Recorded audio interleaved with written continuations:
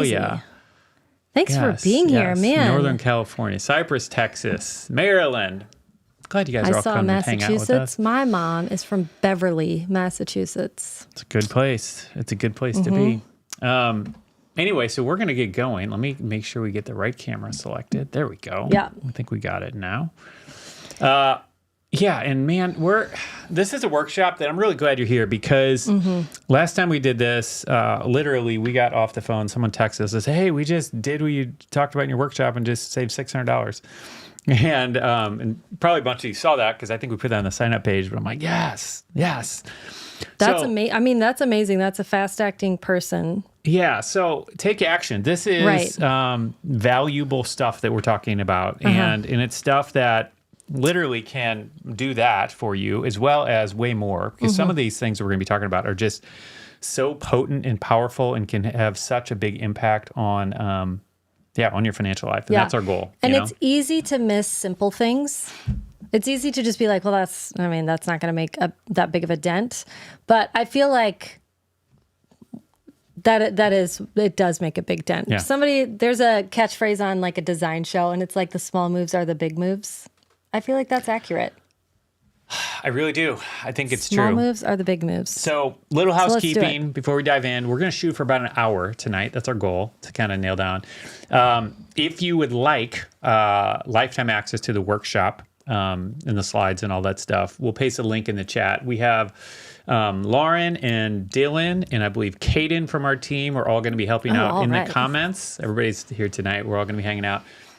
So they'll be pasting links in the chat for you and answering questions that we can't get to, but feel free to answer questions as we go. We're going to answer questions at the end as much as you can. Every time we do a workshop like this, cut out distractions. Focus with us for an hour. Don't do Netflix in the background. Like, don't, whatever. And I understand it's real life, blah, blah, blah. But at the same time, do what you can to cut out distractions because if you want those big results, it's better to focus. Yeah.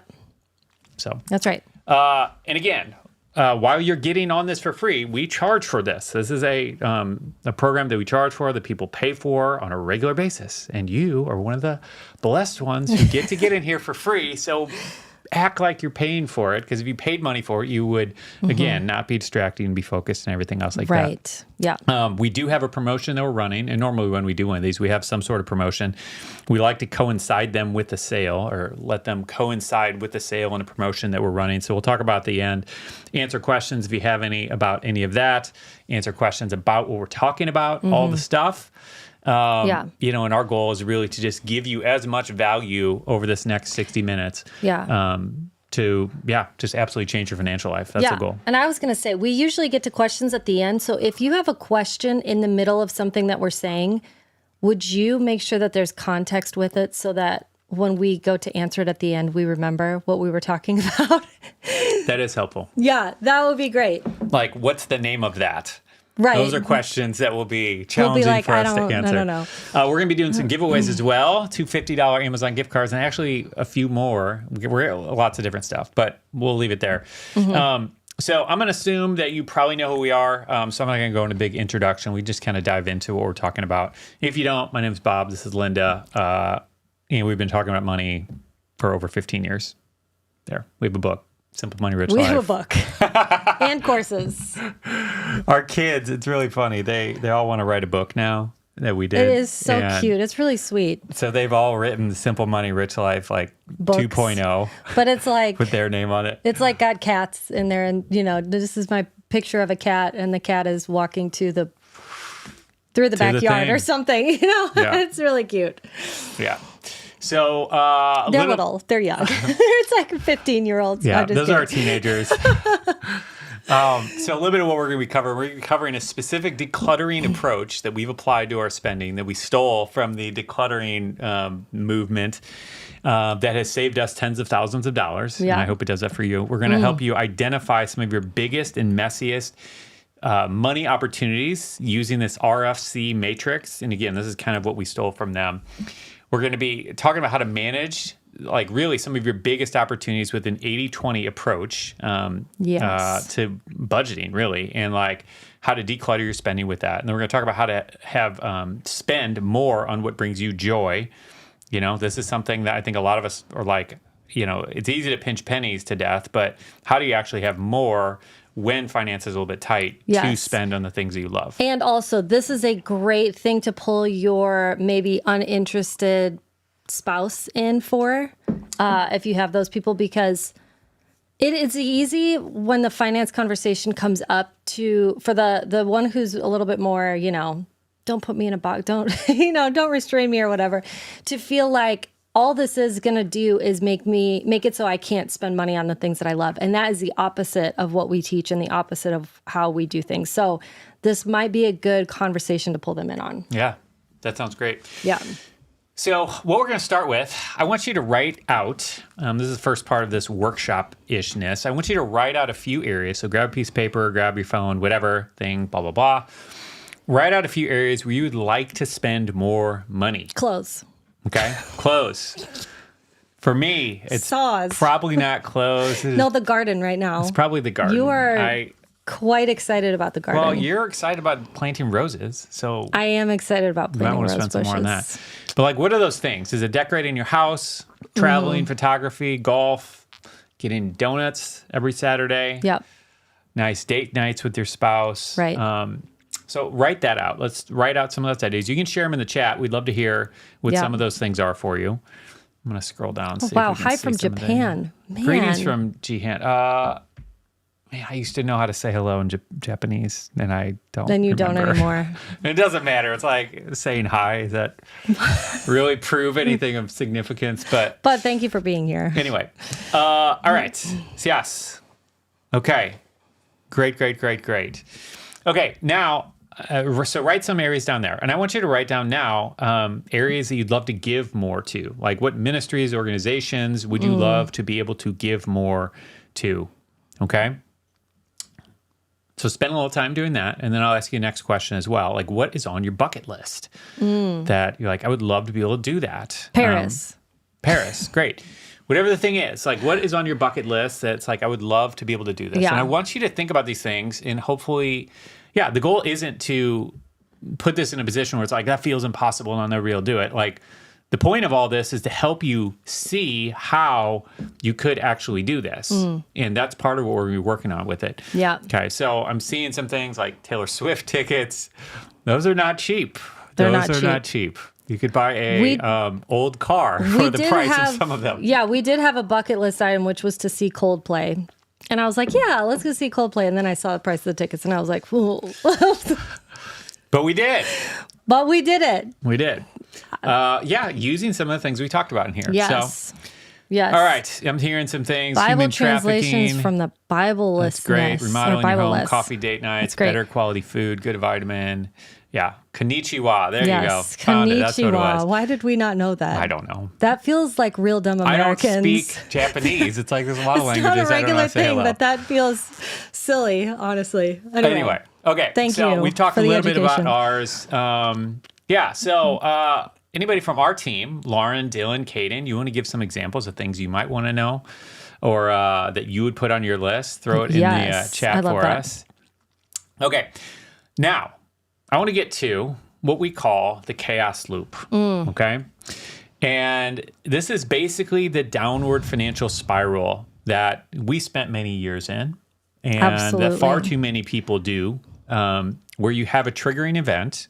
And I'll kind of walk through each one of these. So a triggering event happens, and this could be like an unexpected expense. Something happens with your income, lose your job or whatever. You open the banking app and you discover that you were hacked in your bank or whatever. Any sort of triggering event that can happen. And it can be anything, So that happens. And then you go to the panic mode. And then from that, you begin to resist the facts of what's actually happening. And then oftentimes that leads you to stall. And then by not being, by following this cycle, you often quickly find yourself back into another triggering event. And then this cycle just kind of continues. Okay. And so if we look at like some triggering events, I mean, there's a lot of different things here, but it can, like I said, it can be anything you go through. Yeah. Anything that happens to us all the time. And then the panic mode, we all handle this a little bit differently. Yeah. I honestly, for the panic mode, I want to spend more money. Like as soon as is anyone else out there like me, where as soon as I'm like, oh man, things are getting really tight, I want to spend so bad. And even sometimes I even do it anyway. Yeah. And I'm like, I'll figure it out later, because it's like this coping mechanism that I go to that is really it's doing the opposite thing, but that is what happens in my panic mode. Yeah. And then oftentimes, I mean, I don't know if you're like this, but you move into resistance of facing the facts. And so we were in this. Is that like this? La, la, la, A la. little bit. Yeah. Like this is the I can't hear you. definition of us before we got married. And really at the beginning of our marriage was this. It's like. And me for a little while afterwards. afterwards. The facts were not great. You know, and so we had these things we were panicking about, and then we just kind of pretended that they weren't there. And because of that, we weren't actually doing anything to solve the problem, you know? And so we're sitting there in this thing. And this is where this shame and blame budgeting kind of falls in here, where it's like, we're yelling at each other. You don't need to be spending money on that, you know, and just getting in that whole thing and fighting over, you know, money and what's going on with all those things. But, like I remember early on when we first got married, this is one of our funny, humorous, crazy stories, but we used to have our budget set up in a way where we would have our gas money and our spending money in the same account. And so Linda would get $100 of spending money each month, and within that or something, she would have to buy gas for her car. We both had to drive to different jobs in different places. Right. And so the weekend comes. We would go on dates. And it's like time to go to church or go on a date, and we're like, we're taking your car. And so we would literally get in fights over whose car we're taking, just because of the way we had it set up. But anyway. But I mean, this is honestly so helpful, because like when you see this loop, you're kind of like, oh man, like I can see this and start to tend to feel like someone's sitting on my chest, like get those feelings. But we have solutions. Okay. So hang in here with us, because we are going to get there. Well, yeah. And why don't we just head over there? Yeah. So the stall, you understand what we're talking about here. Like this is the kicking the can down the road, just making decisions to survive in the moment rather than thinking about the future. Yeah. You know, a lot of you've heard my story when I was broken down in Florida with $7 for my name, $1,000 for my house. Like I was very much in, or 1,000 miles from home. Yeah. I was in a mode of how do I survive today? I'm not even thinking about the next week or like concerned about the oncoming tsunami that's going to hit. It's like, I'm just trying to survive today. Yeah. And a lot of us have been there, or you might even be there. And this is, and when you're in that situation, it's really hard to make forward progress. And that's why we got to break out of this downward spiral cycle. Yeah. And I even had a friend who was just like, she would see things that she liked and she would just buy them. And then, you know, I'd hear from her, be like, well, we really couldn't pay all our bills this month. But then she's like still buying stuff. I was like, oh my gosh. Buying stuff, not necessary stuff? Yes, not necessary. Just just like, oh, well, this, you know, shirt is on sale, so I clearly have to have this. It's on sale, Linda. But see, the thing is I really relate to that. I really get it. Yeah. So this is not at all like I don't want anybody to feel ashamed if you do this, because I have also done this and I still want to do it. And sometimes I do it. Me too. I'll be honest. Do it. All right, there you go. Sorry, I had to bring in the 13-year-old joke. Anyway, all right, let's talk about the thing that's cool and exciting. And this is the freedom loop, okay? Yes. So this is the opposite. This is when you take that downward spiral and you start turning it so it's an upward spiral. Yes. And these two things are why so many people say that the rich get richer and the poor get poorer. Because this is what we see. It's like everything is a snowball rolling in a direction. I would say it's almost impossible to stand still. You're either going backwards or you're either moving forward financially.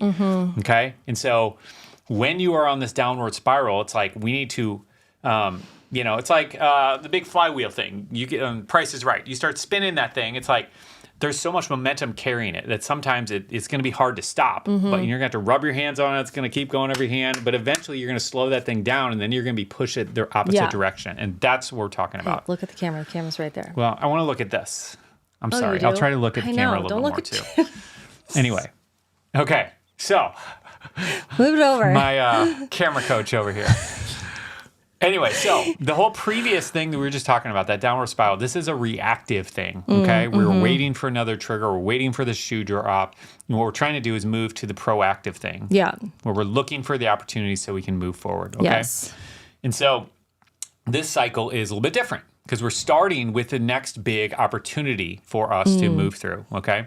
And I'm going to talk through each one of these now because this is what we're going to be spending the majority of our energy on, specifically this identify one. This is what we're going to be focusing on today, and we could build out a whole bunch of other workshops on all these. And but the identify one is what we're going to spend most of our time on today. I think everybody wants a whole workshop on enjoy. Well, yeah, we'll touch on it, but you're going to enjoy this, so bear with me, okay? So let's talk a little bit about this RFC method. Okay, so has anybody heard this from you're a minimalist or something, or a declutterer, and you follow decluttering blogs, and you've heard of this RFC method? I don't think I had ever heard of this before. Okay, so the concept is that it's recency stands for R, frequency stands for F, and cost stands for C. And so this is a way to kind of move C through. Stands for cost? Yeah. This is a way to move through your closet or your garage or your kitchen or whatever and determine what are the things that you could maybe get rid of, you know? And so we're going to steal that and use that for our finances here, okay? This is great. And ask some questions as we do this, okay? So, sorry, let me come over here and kind of break this down. So, recency, we're asking this question of, have I used it in the last 90 days? Or if it's frequency, do I use it regularly? And then cost is, could I replace it for less than $20? Okay. But I want to kind of break this out as a little bit of a cost versus frequency matrix. Linda loves when I say the word matrix. Well, he always does this. Okay, let's do it. Matrix. There you go. What was the hashtag? Yeah, the hashtag thing. Justin Timberlake years ago. Do you guys all remember that? And Jimmy Fallon. Anyway, so with every item that you or I buy, we can think of, it has a place on this matrix, okay? And we can ask ourselves where it falls. So on the left side of this matrix, like what we have are things that we don't use very frequently, right? Yeah.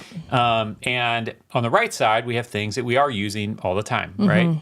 And the bottom are things that are not very expensive, not very pricey, and the top things that are pretty pricey. Right. So grab a piece of paper if you don't have one, and I want you to start evaluating some of your spending decisions that you have recently made or that you'll be making soon, okay? And then just place them on this chart, okay? And again, this is just helpful just to know where it falls on here. And we're going to talk about why in just a minute, but I want to give you a couple of examples of what this could look like, okay? So these are examples that from our life, we'll say, okay? So I don't own a boat. And the main reason I don't own a boat is because it falls right here. So it's something that's incredibly expensive that we would not use very often. We would use a few weekends of the year. So I don't own a boat. Now, over here is my cell phone, something that's, kind of expensive, but I use it all the time, multiple times a day, right? Starbucks coffee, again, like at one point doesn't you even were have to drinking, be Starbucks, but whatever it is. Let's just say Starbucks, but let's say at one point you were drinking once a day. Yeah. So something you were doing a whole lot. It's not super expensive, but you're nowadays doing it so much, it's kind of moved up. More expensive now, but yes. And it was something like, I think the factor that we don't have in here, which is okay because this isn't what this is for, but is the enjoyment factor, which we're going to talk about that in a little bit, right? Well, but this is just a real bottom line, we don't need a boat. Two-dimensional. Right. And again, like the point is just to give you another way to look at your spending decisions, okay? Yeah. So Netflix falls in the category of, that's pretty cheap. It's $10, $12 a month, but maybe use it a lot, Now, over here, this is a floor nailer. Does anybody know what a floor nailer is? When you lay a wood floor, you use this thing and you hammer it and it hammers the nails in. Okay, so I've laid... Hammers nails into the floor to keep the wood boards down. Hold the wood boards down. Yeah. So I bought a floor nailer that I used one time to lay a wood floor. Now, floor nailer isn't super expensive, but it was probably a couple $100 and I used it one time. So what's interesting about that... well, let me touch on something. I'll get back to the floor nailer in a second, but it's important to note that this chart graph is going to look different for everyone else. So I know people who Netflix would be way over here. Like they never use it. It's still cheap, but they never use it. Or a boat is like way over here for them. Yeah. It's still expensive, but they use it all the time. Right. Or if it was like a houseboat, it's like you live on the thing.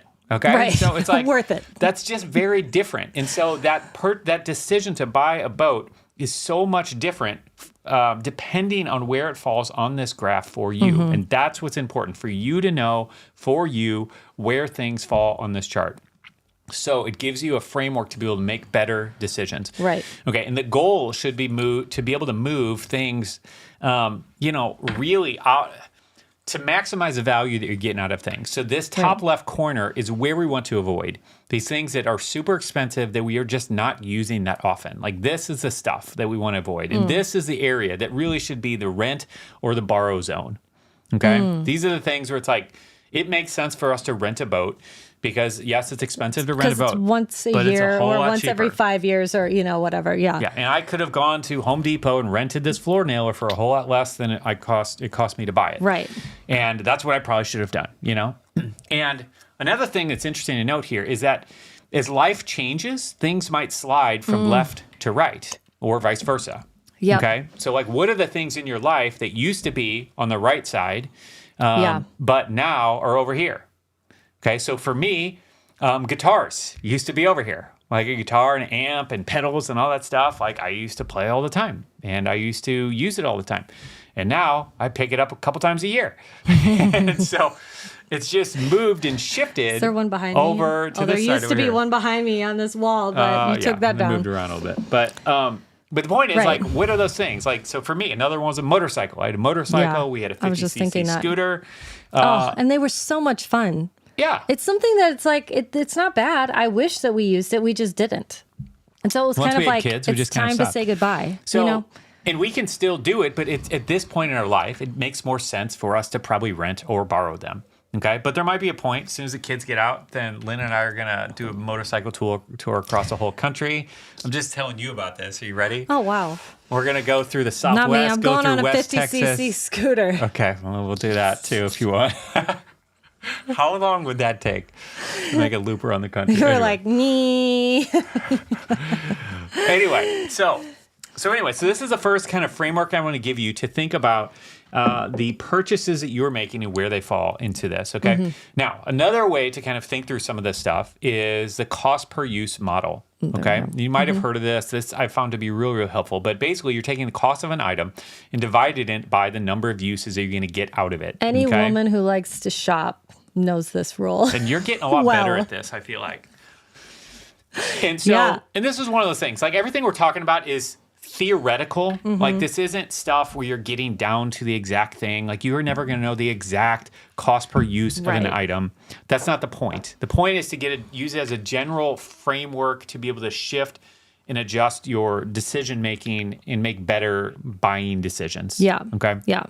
So, looking at a real life example from my life, I'm going to go ahead and model some pants for you.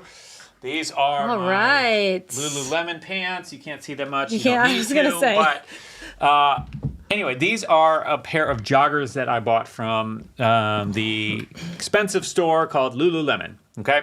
And the reason I did is because of this right here. Because I have bought countless joggers from like H&M and from some other stores. And I can walk in there and grab a pair of joggers for, $30. And they look good when you try them on. They look good when you try them on. And then you wash them. Problem is they just don't last. Anybody? And so they will look like junk after 1 or 2 or 3 wears. And then I'm just like, they don't look good. So I just stop wearing them and they sit in my closet forever. And then I eventually just throw them, give them away to Goodwill or whatever. And we've all been there. Anyway, and so I decided I don't want to do that anymore. And so a friend of mine was wearing these, and I'm like, those look so good. Where'd you get those? Lululemon. I'm like, oh, yeah, super expensive, right? It's like, yeah, $120, but the best pants I ever owned. And so I'm like, all right, well, maybe I'll save up. I'll get a pair. So I ended up buying a pair for $120. And I love them, and I wear them nonstop. You can ask her. And I ended up buying 2 more pair. So now I have 3 of these, and it's pretty much all I ever wear and what I live in. You could cycle in a pair of jeans once in a while, and that wouldn't hurt you. I do once in a while. But the point is, if I look at the cost per use, let's just break this down here, okay? So these H&M pants, like, I'm going to be generous and say I got 10 uses out of them at $30, which gives me a $3 cost per use. Now, these Lululemon pants, $120. I feel, again, pretty conservatively that I am going to get 100 uses out of these, which gets me a way cheaper cost per use, $1.20. Yeah. Okay? That does feel very conservative. Now, here's the other thing to add to this is And this is so important that something most people don't think of. Like H&M, those pants, especially after I've washed them and worn them, if I go to eBay and try to sell them, no one's going to buy them. Okay? They just have no value anymore. Yeah. These things, probably after 100 uses, I can probably go on eBay and still probably sell them for $30 or $40 or $50. Like, that's the cool thing about it. So really what I could be doing to get a more accurate picture of here is subtract out the amount I'll be able to sell it for. All the women right now are being like, see? So the point in doing this is to be strategic, and and I'm not trying to empower, overspending, but adding to this, like my wardrobe is so much more minimalist now because I can have 2 or 3 pair of pants that I absolutely love, and I don't need to have 10 pair of pants in here. They're just kind of mediocre. And I enjoy that so much more, like so much more. Yeah. Okay. And so a little contrasting thing to this was last year I bought a tuxedo, okay, which, if we go back to this chart, falls way over in here, and because it's something I don't need that often, and actually we are finding more things where I've needed it. And so I was considering borrowing it. And this is where it's like, you want to just evaluate these decisions on a case-by-case basis. And I was looking at how much it would cost to borrow versus the place I was looking to buy it. And it's like, actually, if I get 2 wears out of it, it'll probably be pretty similar. So the point is, like, you have to really evaluate each decision and what it costs to borrow and figure out the thing that makes the most sense to you. So I want to give you another example here, just to drive this point home, and we'll quickly move on to the next part of this freedom loop. But again, we have our floor nailer here, and then we have a drill, okay? So 2 different tools, both cost, let's say $100, $200, somewhere in there, okay? In this case, we'll say 100 since that's what we get down on here. Again, one use, $100 per use on this. Now, this drill gun that I've had for years, way over 100 uses. I'm being super conservative here by saying 100 uses.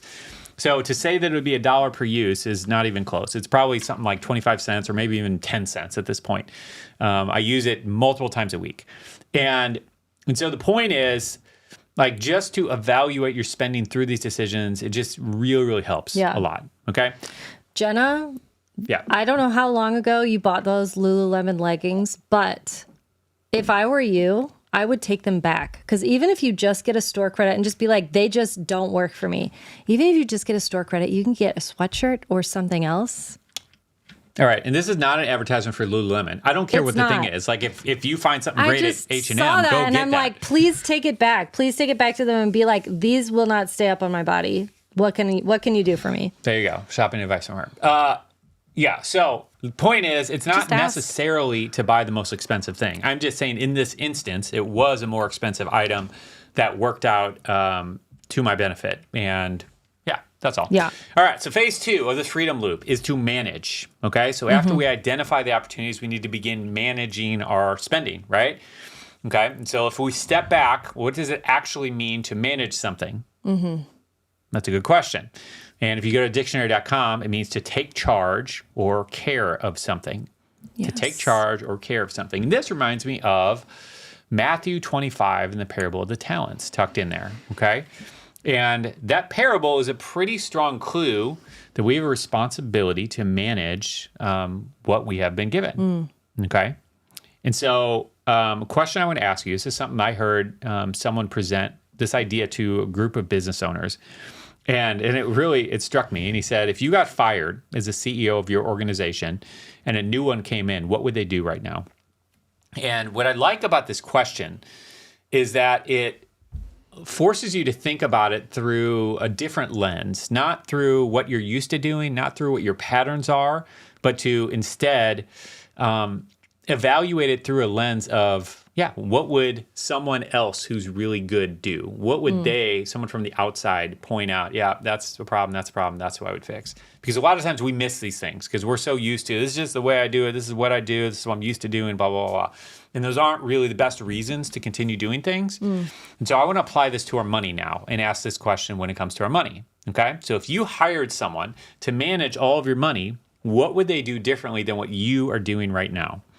So let me know in the chat if you feel like sharing for yourself, if there's anything that you feel, if you hired a money manager and said, hey, you run my money, you pay the bills, you make the purchasing decisions, you make the investment decisions, you do all that stuff.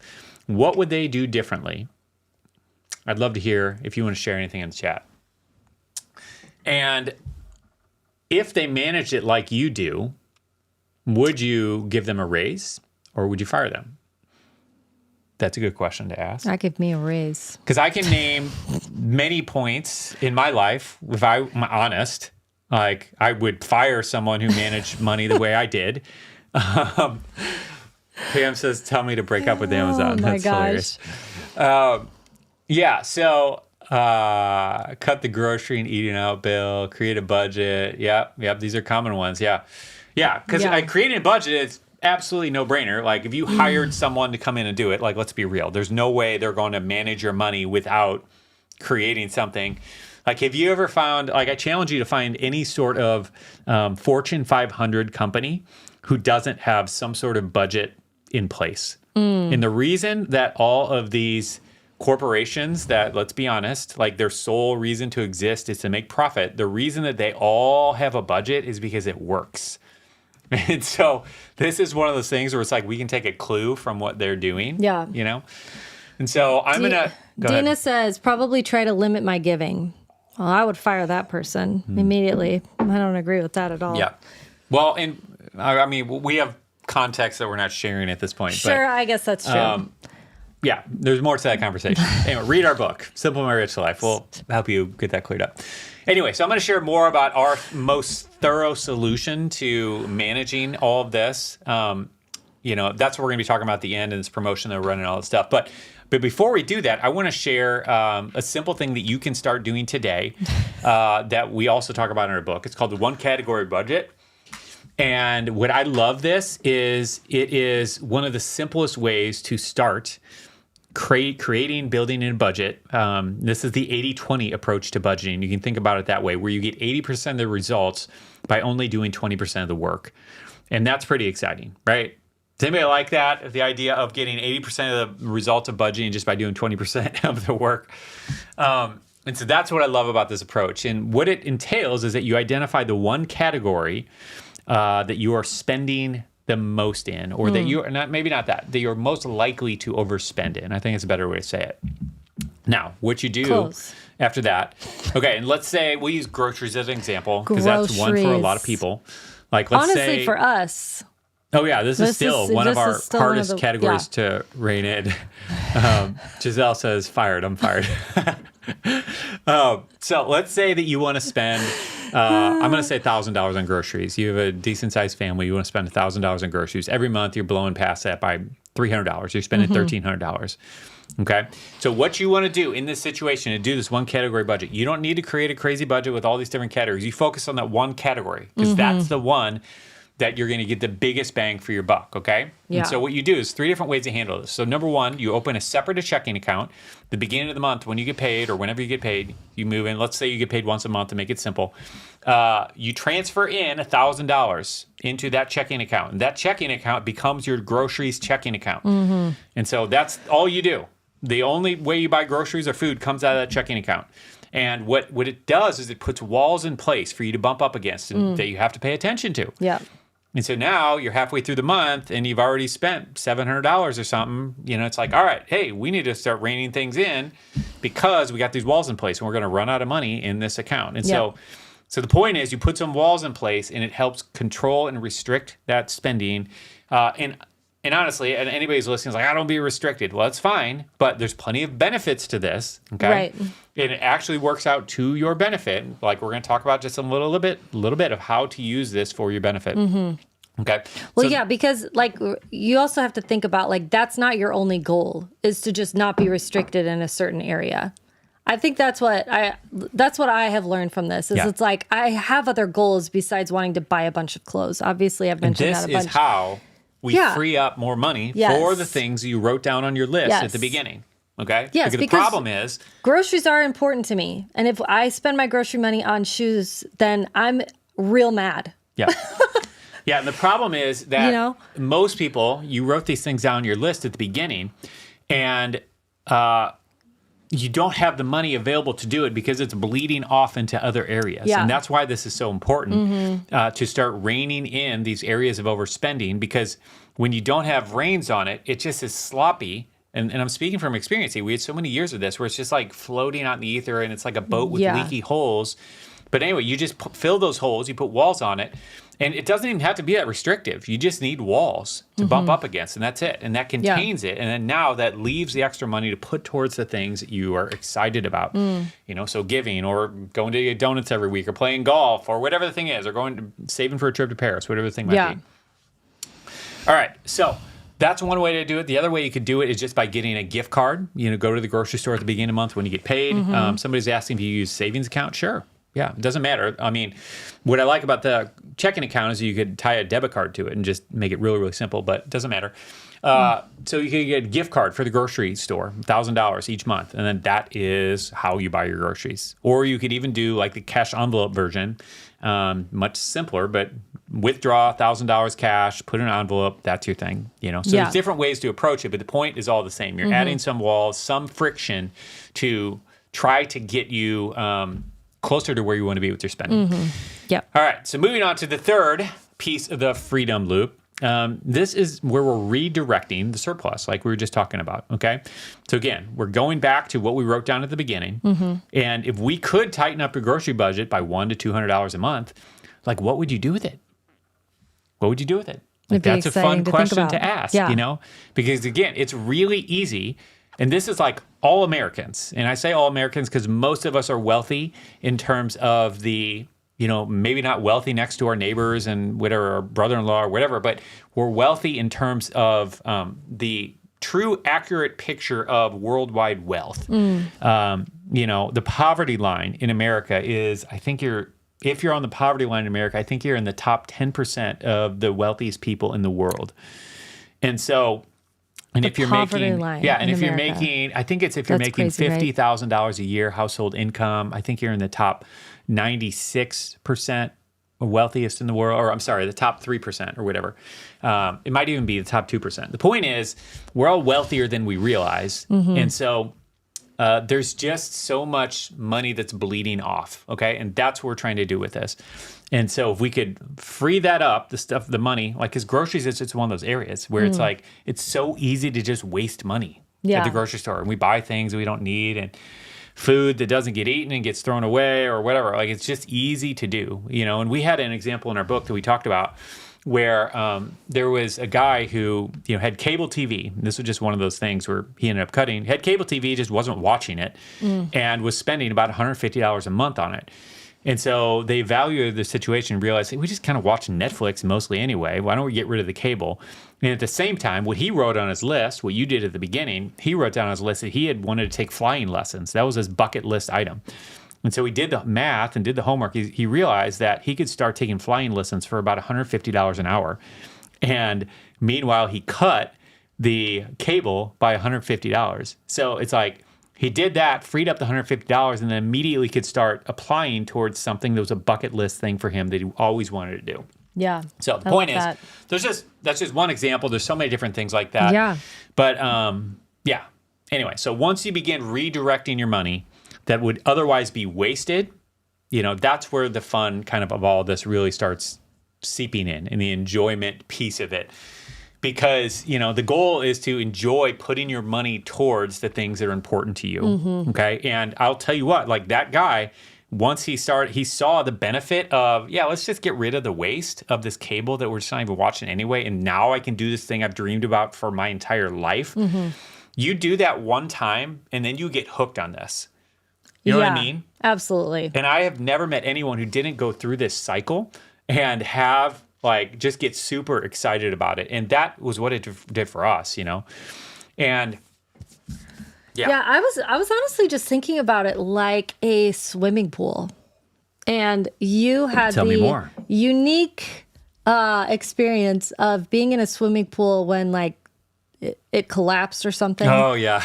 And for a little while, it's kind of fun because you were in a float and in a raft, and you just kind of floated around. But then it was kind of like, well, now our pool's gone. Yeah. Do you know what I mean? And so the water spread everywhere it doesn't do the job that you want it to do. And I just thought that was an interesting way of thinking about it. It's like it was all still there. The water was all still everywhere. Yeah. Was it your friend's mom that was like, get some towels? I think she might have been. So yeah, it was a probably 12 foot, I don't know, 15 foot wide above ground pool. And me and my buddy we were probably 10 or something. And You were probably being out of control. we were being little rascals, and I don't know what we did, but somehow we broke the pool. And anyway. No, but I mean, I think that's an interesting way to think about it. Now, because all the water is no longer contained, and it's just leaking everywhere. And it's not fun anymore. Yeah. But when you have all that water and it is contained. Then it's fun. Which I'm just likening to the budget. The budge, as we call it. So I heard this in the decluttering world, the concept of, rather than the fear of missing out, the joy of missing out. And this is when you're, intentional, with your spending. Like it's the same thing where we can have the joy of missing out on a certain thing. And I say missing out, but this is what we can begin doing in this enjoying phase. We can start seeing the downstream benefits to our actions, whereas the chaos loop, like we were talking about, it has a downstream negative effect, And so everything we do is just making it worse. And so the next cycle through is worse and worse and worse. And here we have the opposite thing as we kind of go through here, where our actions are creating positive byproducts down the road, And this makes the whole process more enjoyable. Yeah.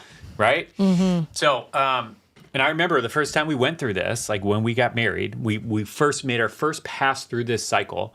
And I went from like hating, I think we both did. Like I went from, like I had, for so many years, I had no interest in money and just talking about any of this stuff, but it was going through this that really made me fall in love with the management side of money, where it actually, this is fun, Well, and it didn't take that long. I think that's another surprising thing is that it's one cycle, but like you can think of it like almost like one paycheck, right? Yeah. Don't you think? Because as soon as you make like just some better decisions, like it's like, oh, that was the result of just doing those couple things. And so then it just like keeps you wanting to move forward. Because you see that there's momentum. Yeah, it snowballs. And then, and so you get through that enjoyment and it's like, all right, let's find the next thing I can identify. Yeah. What's the next thing we can work on, chopping out? Because it can seem like this big mountain and like, how am I possibly going to climb this, but it really doesn't take that long to see some results. Yeah. So I love sharing this video. This is one of our students named John, and he so perfectly is describing what happened to him the first time he went through a freedom loop. So I'm going to go ahead and share this video here. Expenses exceeded income by $507 that month. In April, and actually I guess May, our income exceeds expenses by almost $1,200. So there's a $1,700 monthly turnaround, and we're giving 6 times more now than we did back in November. Oh my gosh. We actually had in our budget these organizations that are really important to us, and we put at the beginning of every month, like we're going to give this much to this organization and this much here. By the time we got to that every single month, we're like, no, maybe next month. Yeah. Now those same organizations are still in our budget, and we're actually able to give. I felt like we had tried so many other systems and nothing had worked for us consistently. Every month we would start with by creating this pristine budget. We know exactly where how much money is going to be coming in and what's going to be going out. As long as everything is perfect and we're perfect, this should be fine. And every single month consistently, we had significantly more money going out than money coming in. And Bob, I'm not even exaggerating about this. We went from dreading talking about our finances to no joke, can't wait to talk. I'm not even exaggerating. Sometimes I'll do some of the pre-work by myself in advance because I can't wait. I can't wait to see how things are shaking out for the month. We look forward to talking about our personal finances. Yeah. It's amazing. I've never felt so compelled to reach out to the course creator and say, this has been actually life-changing. And I'm just so grateful. My wife is just so grateful. It's been a huge turnaround for us and very empowering. Yeah, and I just love John's story, because he's one of our students in our program, and just being completely transparent with you, when you discover something that works for you, like we did, and that was out of desperation because we had tried every other kind of budgeting approach, and I've literally tried everything, and nothing worked for both of us. Yeah. And so when you discover something that works for you, it's like one thing, but then when you take it to the world and share it, and you have no idea if it's going to work for anyone else, like that's a completely different thing. And that's kind of what happened. It's like, all right, well, she convinced me to create a course kind of sharing what we had done. And I didn't want to because I just didn't think that, I don't know, this works for us, but I don't know if it worked for anybody else. But anyway, we ended up we're right at 2,000 students now at this point. And honestly, like, I don't know, it's just been amazing to see that this is so common, like what we hear from our students. Yeah. And so anyway, just kind of summing up what we talked about here, rolling all this together. Like we talked about how to identify the areas to declutter with this cost versus frequency matrix and the cost per use framework. And we talked about how to manage matrix. We talked about how to manage your spending by putting the walls in place and some ideas to do that. And then we talked about how to redirect the surplus towards what's important to you. And we talked about how we can now begin enjoying our spending as we go through these loops. Okay. So take these things. You're now armed with what you need to free up hundreds or thousands of dollars. Okay. But if you do want to dive deeper with any of this stuff, in getting our step-by-step blueprint to kind of go through this and mastering each of these phases, this is the kind of package and promotion that we're running in case you're interested. And if not, no worries. But the system that John was talking about is, that's what he uses. And it's our real money method system that we've been doing. And we call it an unbudgeting program because, quite honestly, it's just different than any other budgeting thing we've ever seen or heard or tried or anything else. And we're going to get to the giveaway in just a couple minutes. But I want to quickly share a little bit about this thing. And let me come over here real quick and pull this up. Here we go. So you can think of it like if you're not familiar, and you might have heard us talk about it before, but it's like a 21st century update to the envelope system, okay? Because you can use your debit card and your credit card. Yeah. And it gives you this real accountability. And this is like the unique thing that makes it so different because it gives you real accountability, real flexibility, meaning that you can't cheat it. And so we tried dozens of budgeting apps, and all of them allow you to cheat them because it's not your real money. Okay? And so essentially what you're doing with this program is you're using a bank account and your real money to budget. And do you have something? Yeah, I mean, we did this for a long time. We were on the same page. I wasn't trying to be bad. Obstinate. But I definitely cheated the system because I could.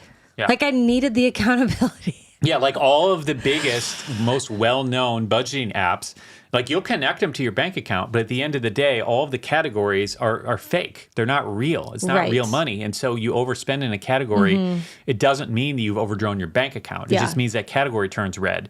And then what happens for most of us, tons of our students who have been in that situation, it's like, we'll just fix it next month. We overspent by $300 this month. Let's just fix it next month. And you do that a few times, and then your whole thing is shot. $5,000 in the hole, and you're like, this doesn't even matter anymore. It's so disconnected, it doesn't mean anything. Right. So anyway, so the real money method is really our way to accelerate the freedom loop that we talked about today. And so the heart of the program is really a step-by-step walkthrough of this exact system that we've been using for, honestly, over a decade now. And no apps are needed, no envelopes. You can get rid of envelopes, and it's quicker than any budgeting tool we've ever done. Yeah. It's the only thing that I think worked for both of us. So if you're married and you have a spend-happy spouse. Well, and it's really easy too, and we're on the same page all of the time because you can always see what's going on. Like that to me is huge. Yeah.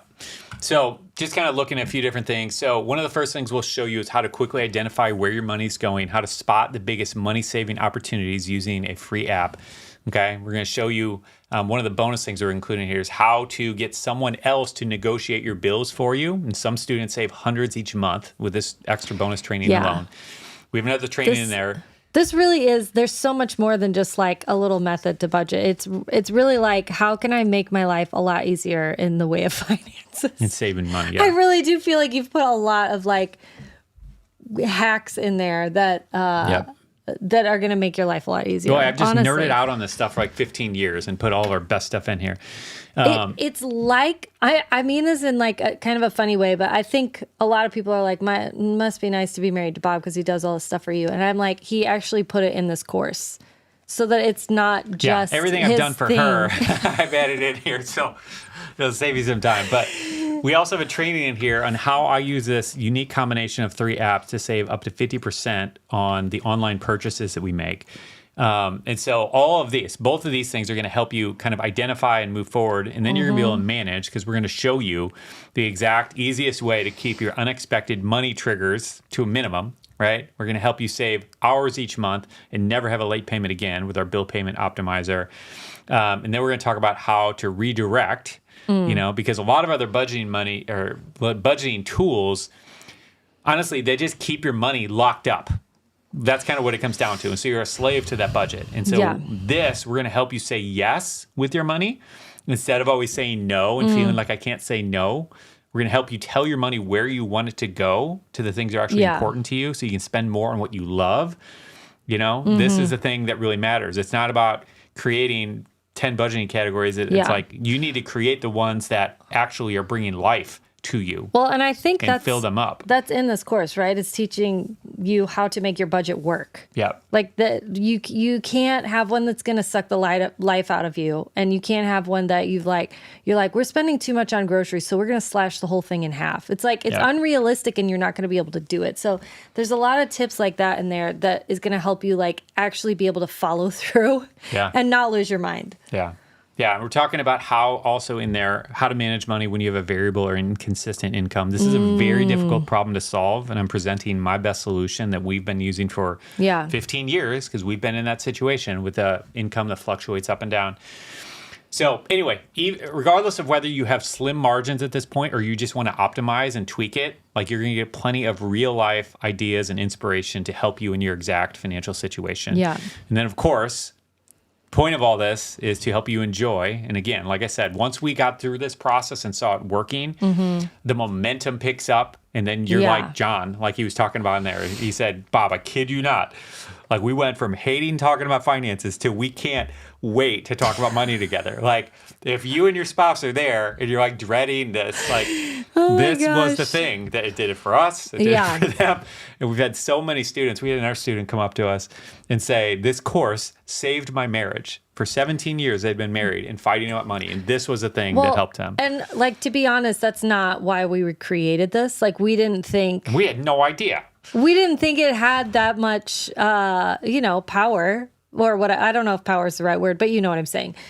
But we just were like, oh, this will make people's lives easier. And like all the stuff that we're hearing from it is just, it's really exciting to us. Yeah. So our prayer is just that you'd get these same benefits. Like that's what I would love to see from you. Yeah. So anyway, with all that, so everything that's included in this package, if you go to our site and buy all the stuff individually, it would cost $648. But because we're running this promo, you can get the entire thing for $197 for during this promo period that we're having it. And so if you're interested and you want to join us in this and check this out, you can just go over to that link. There's a QR code right there, or it's cut off. Oh, it's not showing. That's a bummer. I'll get it in just a second. But you can go to seedtime.com/join. Our team will paste a link in the chat if you want to join us on that. We're going to have a few little bonuses because I like doing this. We're going to have some fast action bonuses. So if you happen to decide to join us tonight, it's going to be open for a few more days. But if you join us tonight, there's rewards. First person who joins gets a $100 Amazon gift card we're going to send to you. Nice. The fifth person gets a $50 Amazon gift card. The 10th person will get a $100 voucher for any of our SeedTime courses. So you can probably go get another one of our courses. 15th will get a signed copy of our book. 20th will get a $100 voucher for our SeedTime courses. It just goes on and on. Yep. So anyway, if you want to join, hop on over, grab that, and hopefully we can send you one of those gift cards and vouchers. And one other cool bonus that we offer in this course that, again, is hopefully unlike anything you've ever seen before. Our goal with these courses is to change lives. We are not in the business of just pushing things around and just selling things. Like, I don't care. I just want to change lives. Now, we have a business to run. We have bills to pay. We have employees who like to eat. So it's like we do need to charge for things. But But our goal above all else is that you succeed. And we want to see your financial life change, radically change. And so one of the things that we do is once you go through this course and get your system set up, take a screenshot of it, send it to us, and we will send you a $100 gift card for any of our SeedTime courses.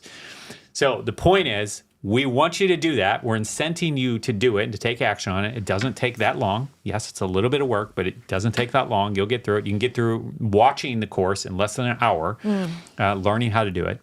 And then that will empower you to go grab one of our other courses. Maybe you can take some money off the investing course or whatever it is you want to do. But just want to let you know about that we're offering that. All right. So I want to answer a few questions. We're going to do the giveaway in just a minute. One question that comes up oftentimes is, do we have a guarantee? And yes, we have a guarantee. We always have a guarantee on all of our products. That's something that, again, I talk about this a lot, but like, I only want people in our courses, I only want students who are thriving and doing fantastic. And the reason why is because they tell other people. And that is the best marketing that we can get. And so we need our students to be telling other people, and we need them to go through the course and actually do it. I saw some of you post in the chat saying, I bought it, but I haven't did it. Yes, I haven't need done to do it. it. You have to do it. I haven't done it. Thank you, Grammar Police. So we need you to do it so you can get the results. Yes. You can tell other people about it. And so anyway, so us giving you that gift card is, our benefit as well. But the other thing is, yes, try it out. If you feel like this doesn't work for you and you want to go back to your old budget, let us know. Happy to refund all of your money back. Because again, we only want students in there who are getting results. And like I said, we have nearly 2,000 students at this point.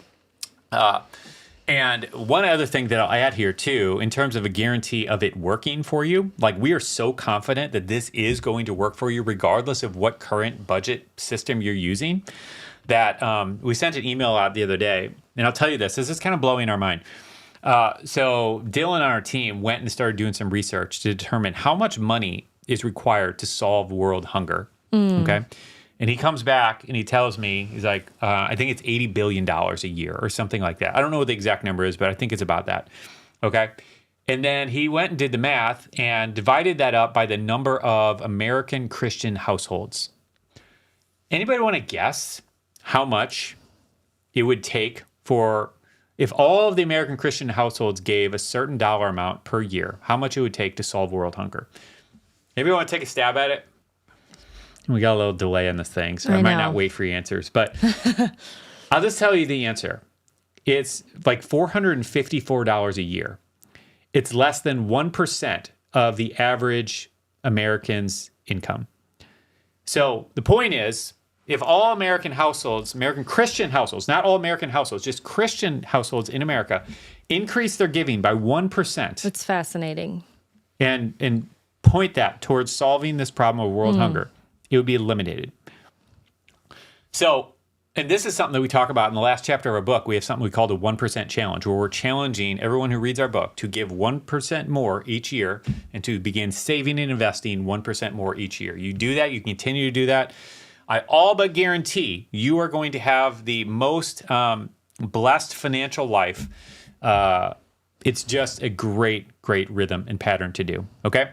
So, all that to say, with this course, we guarantee that you do this, that you are going to free up not only 1%, 2%, but really 3%. So you're going to be able to give 1%, you're going to be able to save or invest 1%, and you're going to have an extra 1% to spend on yourself. That's our guarantee, that you go through this and it's going to do that for you. And if it doesn't, again, let us know. Happy to refund your money. I challenge you to try it and not come back to me and tell me that works. So anyway, all right, let's do a giveaway. Let's do a giveaway. All right. We are giving away 2 $50 Amazon gift cards. We go check with our team and see what we got over here. And our team has been monitoring the chat and identifying some giveaway winners. So, first giveaway winner, I think I have, let's see if I have a magic button. You got one? Go. All right. Giveaway is Nancy Marquez. Congratulations, Nancy. It's not working. Oh, no, maybe it doesn't. Oh, It's okay. man, we had confetti. Here, We let's used do it to have here. confetti. Let's see if it comes on here. Oh, it's broken. Will it do this? Confetti's broken. I don't know. I don't Do you guys know if you do this on Zoom or FaceTime, it'll have like hearts come out? Isn't that funny? It is funny. All right. So Nancy It's Marquez, awesome. you are getting a $50 Amazon gift card, as Yay, well Nancy. as B. Connolly. Woo! Conley. Okay. So both of you email Lauren at SeedTime.com. And she will get you connected with those and get you hooked up. So congratulations to both of you.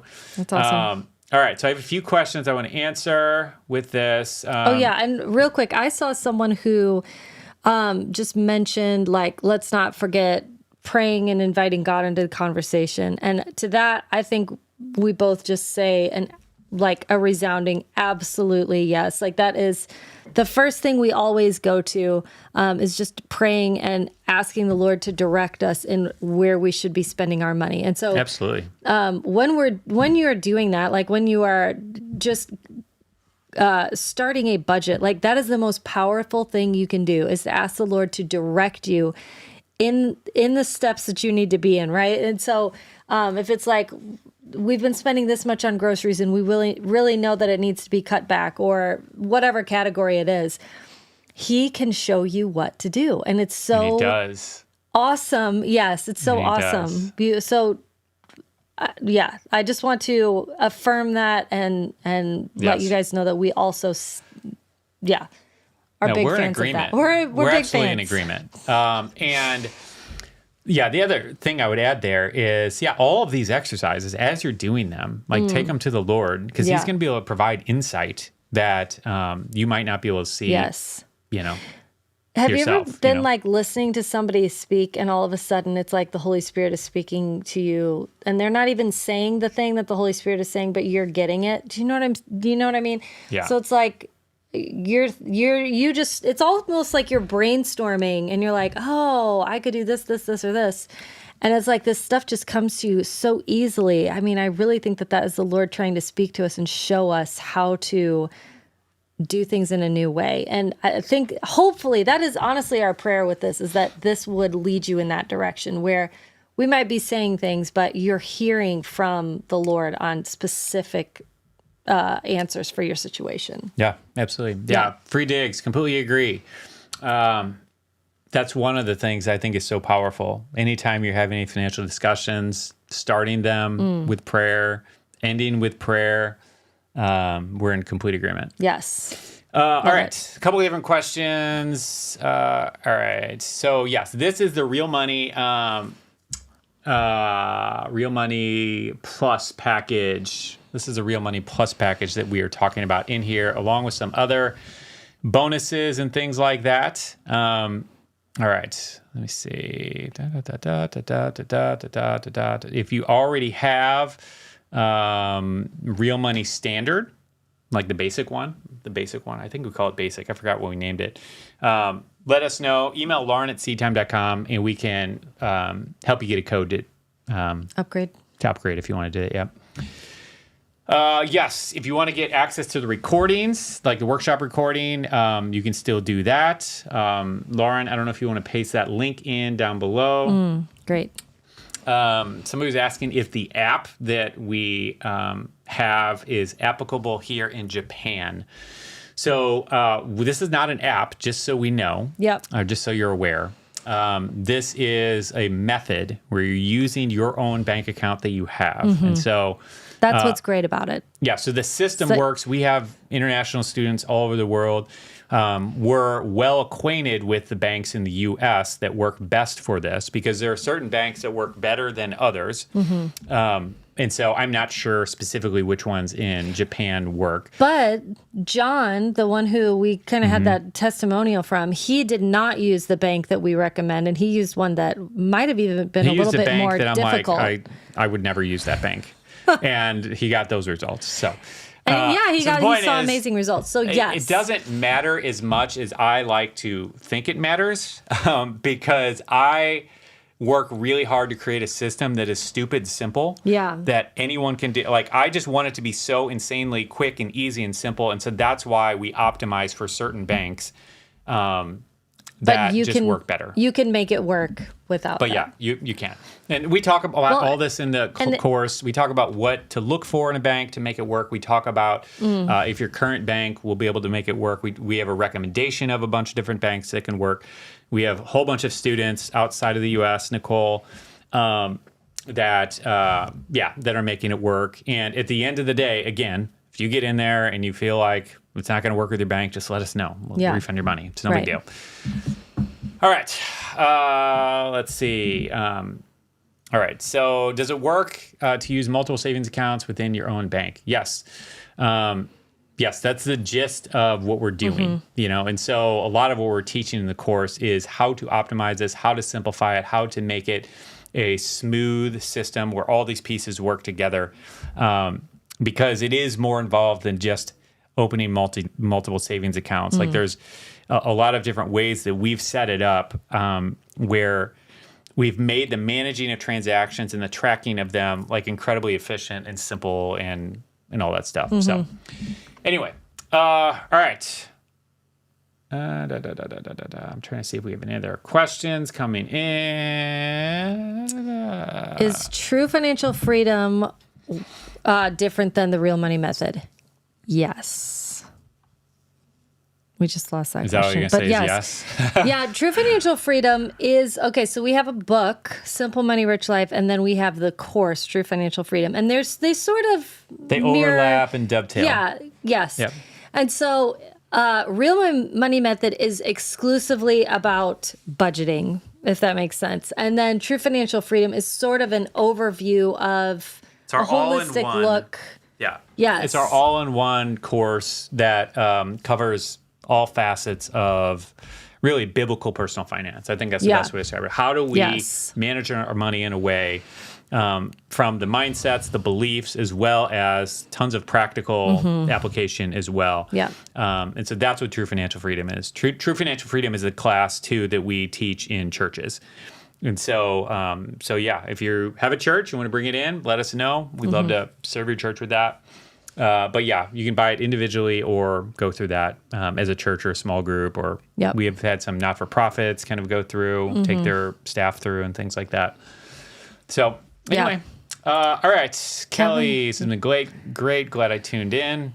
Great. Feeling hopeful finally. Awesome. Love hearing that. That's awesome, Kelly. Glad to hear. Yeah. That was our prayer. Yeah. And so just so we're clear, I think I forgot that other thing. We've been praying. We pray for these workshops. And we pray for you attending it. Yeah. Everything we do is bathed in prayer. And so we are praying for you. We appreciate you being part of the community. Yeah. Honor to be walking with you. Ashley said she heard us on Dr. Warren's podcast. Oh, yeah. He's great. Amazing. Man. We love him. What a cool guy. Yeah. So we were on his podcast. He was on ours. Yes. Which is a great conversation, too. So you can check out our podcast. I think it went up. I mean, that probably would have been a few months ago. I think it went up. But go look for that episode. That was really good. Our podcast is SeedTime Money, by the way, if anybody's interested. All right. Go up above Ashley's comments. See if that's that. Okay, yeah. So Genesis, thank you for the book. I just finished it and have already implemented many things you talk about. It's so helpful. Thank you. Love hearing that. Awesome. All right. Any questions? All if right. not, any other questions? It's completely cool. It's all good. But I just wanted to see if anybody had any questions. If you do have any questions, you can come back to us at any point. We're happy to answer them. And we hope that you have a wonderful rest of the night. Yes. And we'll see y'all soon. It's awesome. Good night. All right. Take care, all.